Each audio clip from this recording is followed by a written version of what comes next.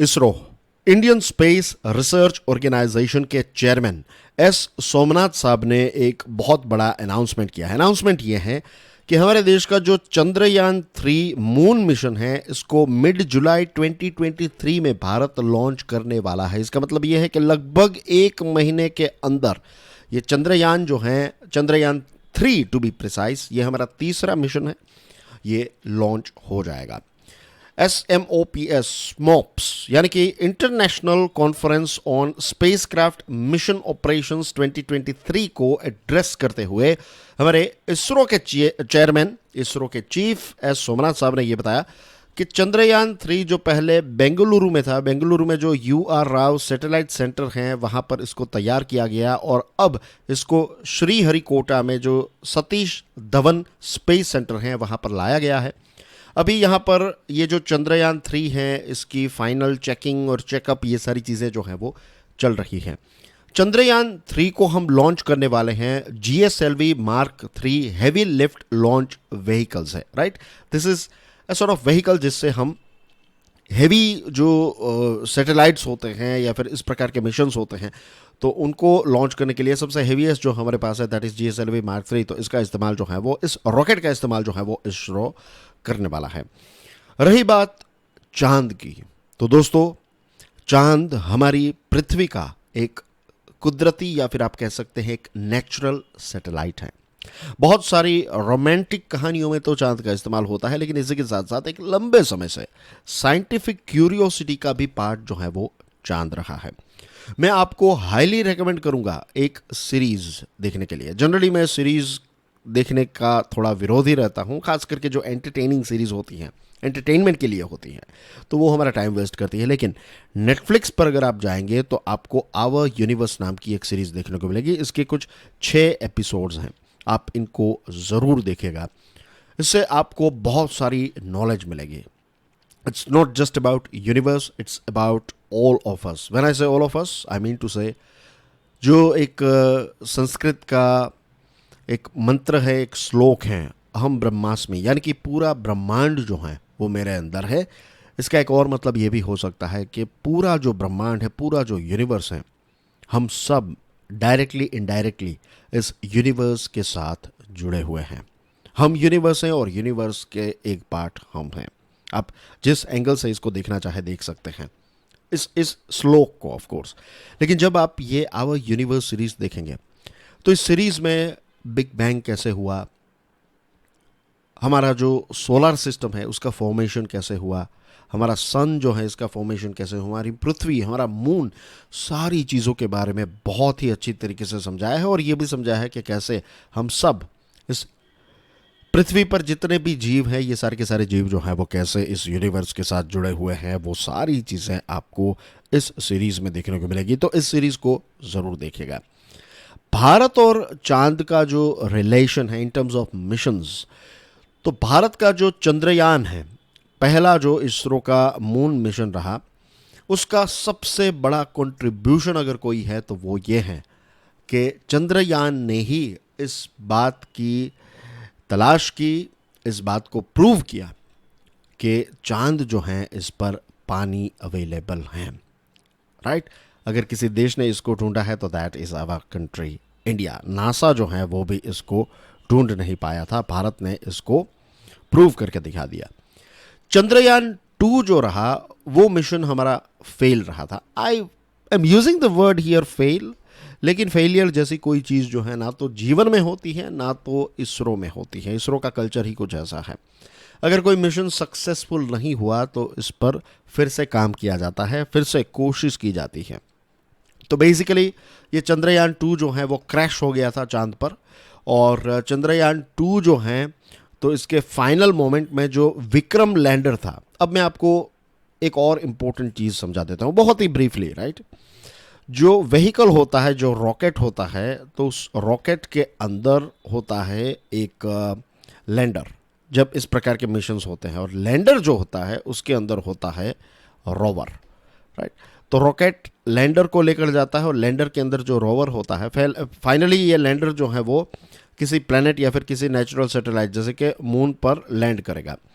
और फिर ये जो मून पर लैंड करेगा एक बार लैंडर, तो उसमें से फिर रोवर निकलता है। रोवर जो है वो वहाँ पर एनालिसिस करता है। इसी के साथ साथ रॉकेट जो होता है उसमें एक ऑर्बिटर भी होता है, राइट। तो ऑर्बिटर जो होता है वो किसी भी, लेट्स से मून की बात करें तो मून के इर्द गिर्द जो है वो चक्कर लगाता रहेगा। तो ये जो ऑर्बिटर है वो तो सक्सेसफुली प्लेस हो गया, लेकिन ये जो विक्रम लैंडर है वो लास्ट टाइम पर अपसाइड डाउन हो गया था और उसकी वजह से ये क्रैश हो गया, ये मिशन जो है वो फेल हो गया। इसरो के चीफ ने ये बताया था कि सॉफ्टवेयर में एरर आने की वजह से ये चंद्रयान 2 जो है वो फेल रहा। चंद्रयान 2 जो था उसका प्राइमरी ऑब्जेक्टिव ये था, उसका मेन लक्ष्य ये था कि हम एक कैपेबिलिटी को अचीव करना चाहते थे कि हम चांद पर सॉफ्ट लैंडिंग कर सकते हैं, यानी कि चांद पर हम लैंडर को उतार सकते हैं। ये इसका मेन ऑब्जेक्टिव था। चंद्रयान 3 की बात करें तो इसका भी यही सेम ऑब्जेक्टिव है कि अलग अलग देशों ने, अभी तक 4 देशों ने चांद पर लैंडिंग की है। तो भारत जो है 3 देशों ने की है, भारत जो है वो 4th कंट्री इसमें बनना चाहता है, right. Make India only the 4th country. अभी तक कितने देशों ने? 3 देशों ने लैंडिंग की है। अब आपके लिए ऑफ कोर्स एक क्वेश्चन है, थोड़ी बहुत रिसर्च तो आपको भी करनी पड़ेगी। तो बताइए 1, 2 और 3 ये तीनों देशों के नाम जिन्होंने चांद पर सॉफ्ट लैंडिंग की है। ये आंसर आपको कमेंट सेक्शन में प्रोवाइड करना है। चंद्रयान 3 जो है वो मून की, चांद की जो फार साइड है, जो डार्क साइड है, उसको एनालाइज करने वाला है, उसको एक्सप्लोर करने वाला है। एस सोमनाथ साहब ने ये बताया कि मिशन 2 और मिशन 3 जो हैं इनमें बहुत सिमिलरिटी है, लगभग सेम ही है। मिशन का आर्किटेक्चर, साइंस ऑब्जेक्टिव और ओवरऑल मिशन जो है वो 2 में जो हम करना चाहते थे वही चीज़ जो है वो हम 3 में करेंगे। ये जो मिशन 3 है या फिर चंद्रयान 3 जो है, तो इसमें एक सिस्टम है, इसको कहते हैं चेस्ट। इसका फुल फॉर्म है चंद्र सरफेस थर्मोफिजिकल एक्सपेरिमेंट। तो ये थर्मल कंडक्टिविटी और टेम्परेचर को मेजर करने का काम करेगा। फिर एक इल्सा है, इल्सा जो है इसका फुल फॉर्म है इंस्ट्रूमेंट फॉर ल्यूनार सिस्मिक एक्टिविटी। तो जिस जगह पर यह लैंड होने वाला है तो वहाँ की सिस्मिटी जो है उसको, सिस्मिसिटी जो है उसको मेजर करने का काम जो है वो इल्सा करेगा।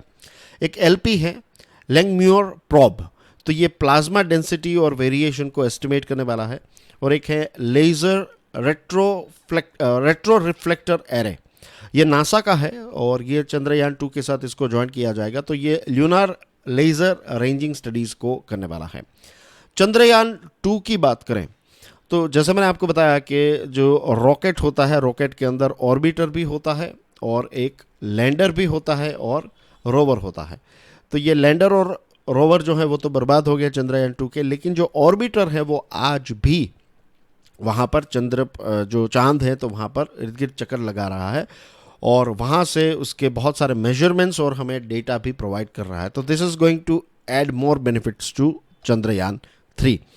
चंद्रयान 3 जो है ये सॉफ्ट लैंडिंग कैपेसिटी को डेमोन्स्ट्रेट करने वाला है ऑफ कोर्स, और एक स्पेसिफाइड साइट जो है, एक स्पेसिफाइड लोकेशन जो है वहाँ पर इसको लैंड किया जाएगा। और उसके बाद इसमें से रोवर निकलेगा और रोवर जो है तो वहाँ पर चांद पर बैठकर सारा इम्पोर्टेंट एनालिसिस जो है वो, केमिकल एनालिसिस और वहाँ की मिट्टी और बहुत सारी चीज़ों का एनालिसिस जो है वो करता रहेगा और सारा डेटा जो है वो इसरो को देता रहेगा।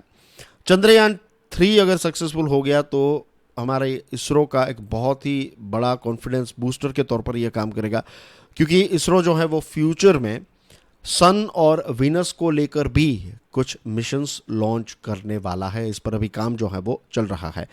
चाइना के भी मिशंस जो है वो बहुत सारे होने वाले हैं। मून को लेकर एक आप कह सकते हैं कि एक रेस लगी हुई है अलग अलग देशों के बीच में। तो चाइना जो है वो Chang'e E6, Chang'e E7, Chang'e E8 missions को लॉन्च करेगा और इसी के साथ साथ ल्यूनार रिसर्च स्टेशन को भी कंस्ट्रक्ट करने वाला है चाइना। तो ये सारी तैयारी जो है वो चाइना कर रहा है। यूएसए और यूरोप मिलकर एक मैन्ड मिशन यानी कि एस्ट्रोनॉट्स को चांद पर भेजने वाला है। इसका नाम है आर्टेमिस मिशंस। और नासा ने तो इनफैक्ट 4 एस्ट्रोनॉट्स जो चांद पर लैंड करेंगे तो उनके भी नाम जो हैं वो रिलीज़ कर दिए हैं, राइट। अपोलो मिशन आज से लगभग 50 साल पहले हुआ था, तो उसके मीन्स आप समझ लीजिए कि अपोलो मिशन के लगभग 50 साल के बाद जो है वो नासा फिर से 4 एस्ट्रोनॉट्स को चांद पर भेज रहा है। मून पर लैंड करना इतना डिफ़िकल्ट क्यों है, ये सारे चैलेंजेस को हम आज देख लेते हैं। 3-4 ऐसे बड़े बड़े चैलेंजेस होते हैं। जैसे कोरियोग्राफ्ड डांस होता है कि एक एक मूव जो है वो आपने प्लान किया होता है, वैसे ही चांद पर अगर आपको लैंडिंग करनी है तो सारे मूव्स जो हैं वो आपको पहले से प्लान करने पड़ते हैं। सबसे पहला स्टेप जो होता है लैंडिंग में वो ये होता है कि जो डिसेंट है, यानी कि जब आप चांद पर उतर रहे होते हैं तब आपको स्लो डाउन करना पड़ता है। आपका जो लैंडर है उसकी स्पीड जो है वो आपको बहुत ही कम समय में बहुत कम करनी पड़ती है। For example 6000 kilometre per hour की जो स्पीड होती है उसको आपको लगभग 100 किलोमीटर्स के अंदर, 100 किलोमीटर का जो डिस्टेंस है, तो अभी आप 6000 किलोमीटर पर आवर की स्पीड से लैंड हो रहे हैं, तो फिर एक 100 किलोमीटर का जो एक पाथ होता है तो उसमें आपकी स्पीड जो है वो आपको बहुत कम करनी पड़ती है, 0 तक पहुंचना पड़ता है 6000। तो आप समझ लीजिए कि एक बहुत बड़ी ब्रेक्स लगानी पड़ती हैं और डिस्टेंस जो है वो लगभग 100 किलोमीटर के आसपास होता है। तो it becomes very very challenging. ये नंबर 1 चैलेंज होता है। Number 2, communication is also very important कि अर्थ के साथ आपका जो स्टेशन है वहाँ पर कम्युनिकेशन की लाइंस जो है वो क्लियर होनी चाहिए। अगर इसमें कोई भी ग्लिचेस आती है, कोई इश्यू होता है, तो फिर जो स्पेसक्राफ्ट होता है वो ब्लाइंड हो जाता है। ब्लाइंड इन द सेंस वो कहीं पर भी लैंड हो जाएगा, क्रैश हो जाएगा। तीसरा बड़ा चैलेंज जो है, लास्ट चैलेंज, दैट इज़ कि ल्यूनार टेरेन जो है, मून की टेरेन जो है, उसकी सरफेस जो है वो काफ़ी डेंजरस हैं, राइट। बहुत ही इसमें क्रेटर्स हैं, क्रेटर्स यानी कि बहुत बड़े बड़े खड्डे हैं इसमें। उसके पीछे के रीजंस आपको आवर यूनिवर्स नेटफ्लिक्स की सीरीज़ में मिल जाएंगे, लेकिन बहुत बड़े बड़े खड्डे हैं इसमें, बहुत ही रफ एजेस हैं, जो पहाड़ हैं वो बहुत ही शार्प हैं। तो ये चीज़ें जो हैं वो और ज़्यादा चैलेंजेस जो हैं वो क्रिएट कर लेती हैं।